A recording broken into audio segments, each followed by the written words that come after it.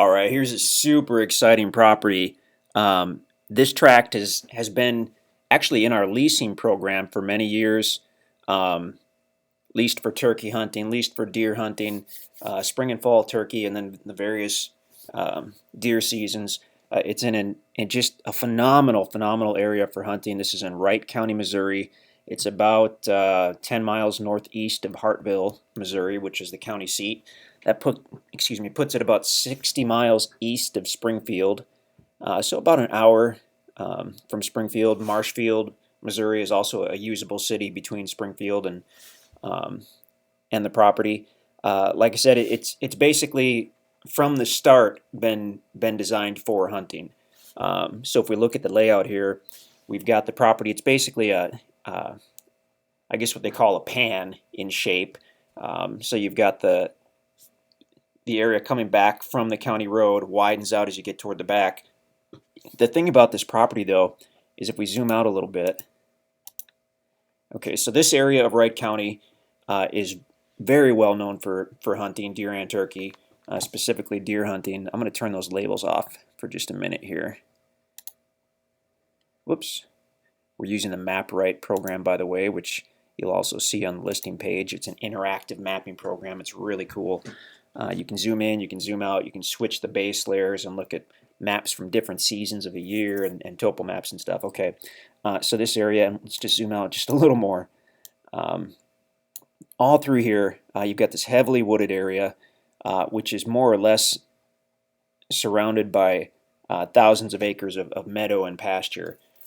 So you're already in an area with a lot of deer, and now you're right in the thick of it. So you're on kind of the southern edge of this extremely heavily wooded area, which we happen to know has been managed specifically for hunting for years. So the deer, when they come across here, they'll cross this specific meadow, and if we zoom in and look at this, the way that this track is situated, basically you're owning 28 acres and you are hunting all the deer that the people who own the 1,000-acre farms do, because the deer funnel through here. They cross this meadow. I mean, we've seen just dozens of deer.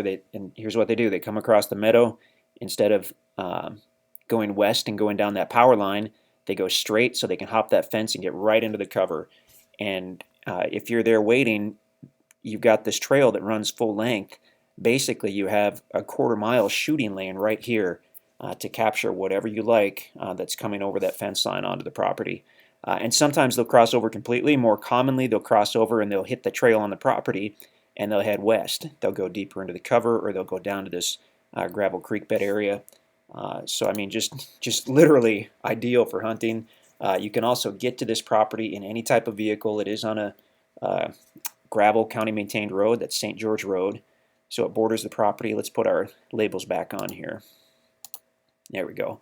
Borders the county road for about 135 feet, so you do have direct frontage. Power is very nearby. I can't recall if power's at that county road. I know the power line is right up here to the north. I literally can't recall if it's at the county road on the property or not. It might be on the other side of the road, so I mean, it's available. It's there. What this map is showing us is the yellow dashed lines are the old trail system on the property. The last time we were out at this tract was several months ago. These trails haven't been maintained for years, so they need someone to come in with the tractor and brush hog and maybe a little chainsaw or something and clean those up. But they represent the original trail system, which started at the county road, went all the way back to the west. As soon as you get west and it widens out, the property starts to slope down, which is why you've got those gravel creek beds. One trail went down to the bottom, and the other trail kind of looped up, and the property gets high and level again here at this southeastern side. And there was kind of it's not exactly a clearing that was there, but all the underbrush was cleared in the midst of several of the big trees, so it made for a really good campsite right there. These other two areas are actual clearings, and again, they haven't been mowed for a couple years, so it's going to be some big brush and weeds probably that have grown up in there, but those could be mowed out with a brush hog. This first one was I believe designed just to get off the county road and be far enough back that it's completely private. So when you're back, even on that first clearing, completely private off the county road. This looks long and thin, and in fact it is long, but it's really not thin. It's 135 feet roughly.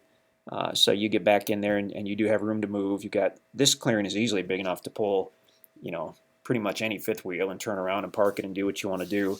If you're going to pull your camper back further, you're going to have to widen out this trail. That's really more of a four-wheeler trail from this first site going backwards. Why don't actually let's switch to a topo map, and that'll really show you how this sits. It sits very, very nicely. I mean, it's set up for hunting, but I mean, if you wanted to build, obviously it's buildable. Couple really cool spots. Our favorite spot, if you're going to build an actual home or cabin, would be this middle cleared site because it's level, but the ground slopes down fairly aggressively once you get to the west of that site, and that opens up a tremendous view.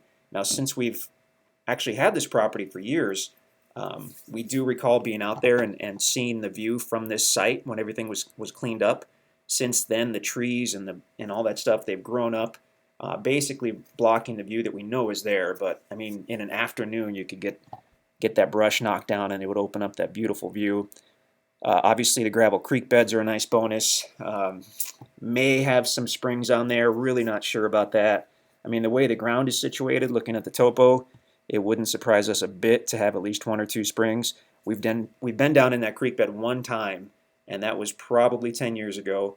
It was flowing very gently, had some cool rock features. I mean, it was neat, but we are obviously not going to call that a year-round creek. We don't call anything year-round creek, but definitely not that. You've got the trail then that goes up the hill. You've got this level spot here, and that could be a cool spot for a campsite or a cabin or whatnot. If you're going to do a home, then you're going to have a few bucks in doing your driveway if you want to get a car or a truck to that site. Beautiful property. As you come off the county road, it rises up slightly.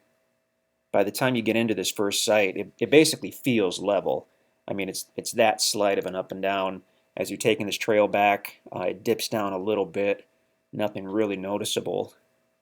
And then, of course, you get to the second site, which, like we say, if a guy were to spend an afternoon out there with a chainsaw, you could bring back that really beautiful view from there. Also, there is a view from here, if we recall correctly. Yeah, nice tract. This is the Google view. A reason we like MapRight is because as you switch to the different maps, this is the Google map. Oftentimes, Google Maps are wintertime views, so you get to see the property in the winter. I mean, if we zoom in on this, it actually shows the trails and the sites fairly well. You can see that cleared site. You can see the trail going back.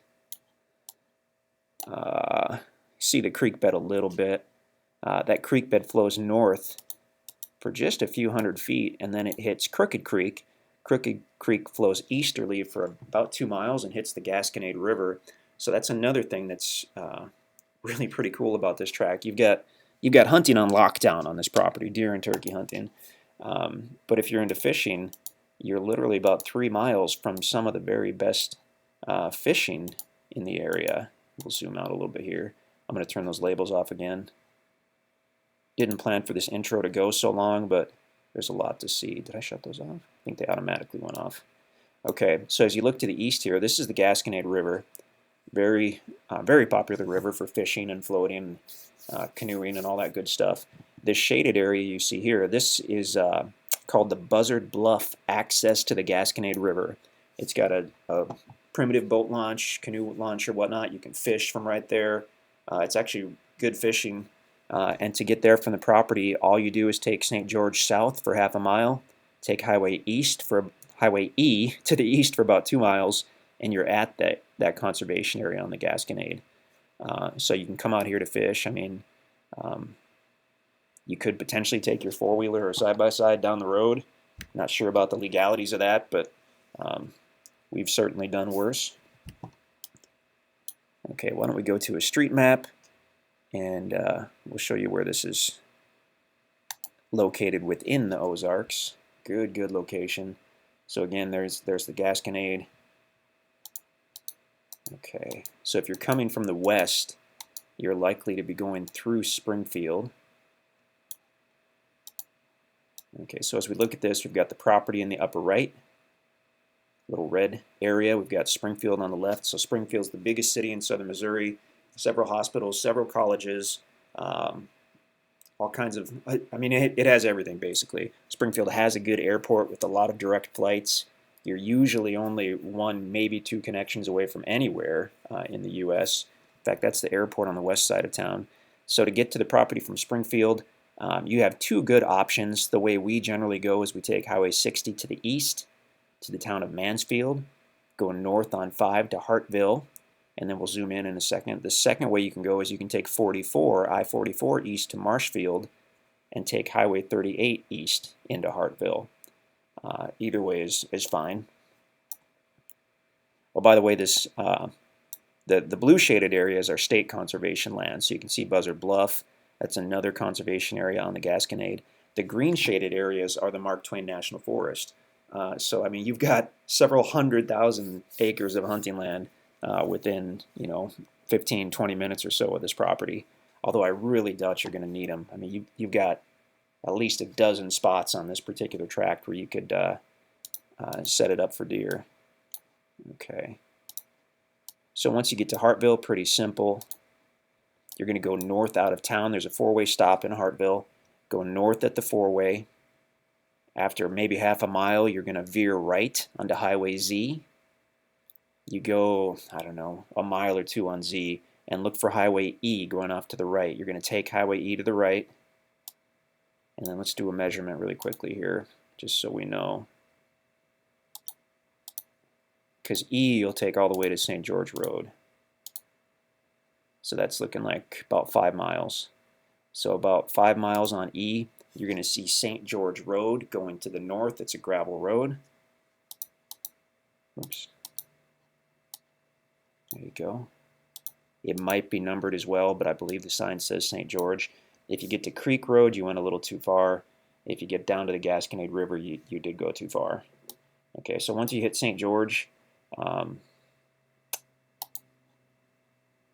straight north. It's about 3/4 of a mile. You'll see the property on the left.